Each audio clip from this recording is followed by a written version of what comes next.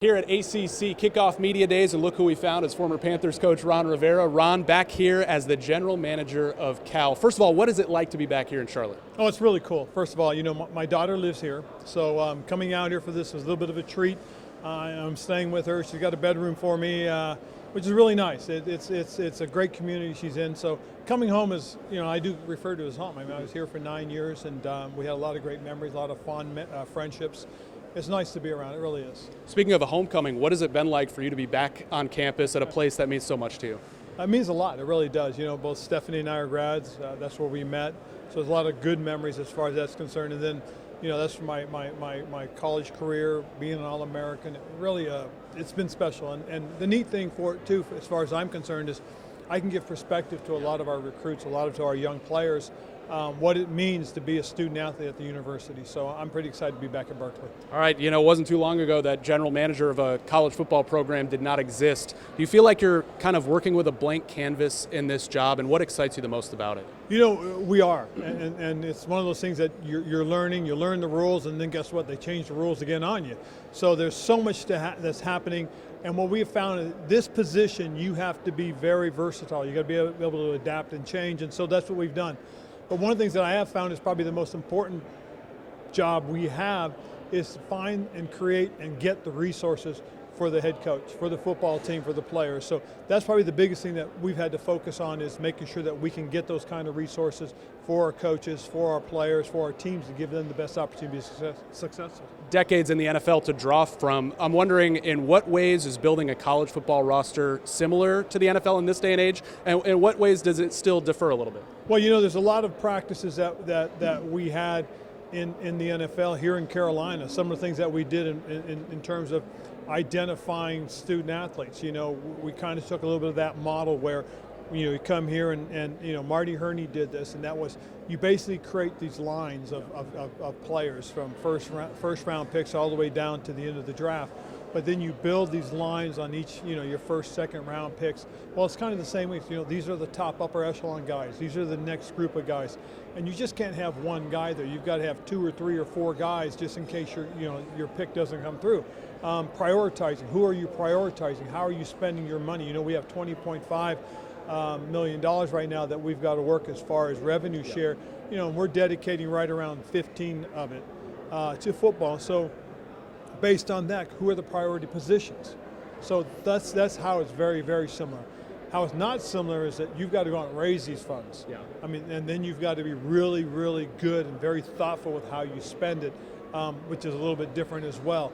We have a bigger salary cap in the NFL as opposed to what we have in college football. So again, you've got to be very prudent. As if Cal-Stanford needed another layer to the rivalry, your counterpart up the street is Andrew Luck. What has it been like competing against him so far these last couple of months? It's been really cool. Andrew's a terrific guy, in spite of the fact that he did go to Stanford. He really is. But that's the fun part. It is a heck of a rivalry. It's like UNC and Duke here. And so when you have that kind of rivalry, you have that kind of connection, having coached against him, now working against him, it's really unique, and it's been very good because we both also understand the importance of Cal-Stanford being successful in the ACC. I know you'll still be involved with the NFL. You did the Panthers-Cardinals game here last year, and I remember you had a moment with Bryce Young in the tunnel after the game. Do you think he can carry over what he found at the end of last season to this year, and what is important to carry that over? I think he has. I think he understands what it takes now. I think there was so much put on it his first year. He took a lot of flack at one point, but he stayed true to the process, and kudos to him. I think the most important thing is the continued relationship that he has with Coach Canales. I think Dave Canales is a terrific young mind in the NFL. He's done a great job of trying to bring him along, and I think because he's done those things for Bryce last year, he did probably what I thought was one of the most courageous things. That was he benched the #1 pick. But it was good because it gave Bryce a chance to step back and watch a veteran quarterback. I think Andy Dalton was terrific, was perfect for him because he worked with Bryce. And then when Bryce got that opportunity, he grasped it with both hands and he held on. So if he continues to do that, I think he has an opportunity to go to another level as a young quarterback in this league. And finally, Coach, 10 years since 2015. When you look past the wins, the losses, and you go on in life, what stands out still? the relationships that we have with our former players. It's really unique. It's really kind of cool. Guys from Thomas Davis and Luke Kuechly, Cam Newton, Thomas. It's just, to me, it's really cool. I've been able to stay in touch with a lot of our former players. Ryan Khalil's been tremendous. Jordan Gross, unfortunately, he didn't get to play on that team, but he was one of those players that we had a great relationship with. So having so many guys that I've been able to touch and talk to, Jonathan Stewart.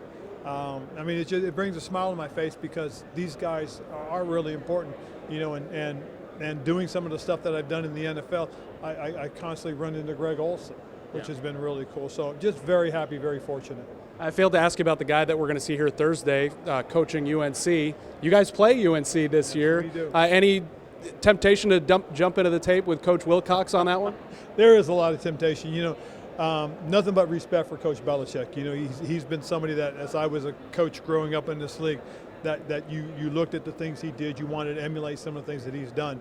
I think it's been a really good boost for college football, for the ACC to have Coach come back. I don't know how long he'll do this. If he turns the program around instantly, I would not be surprised to see an NFL team reach out to him. I really wouldn't. Having him in college football is a very good thing. Coach, welcome home. It's great to be here.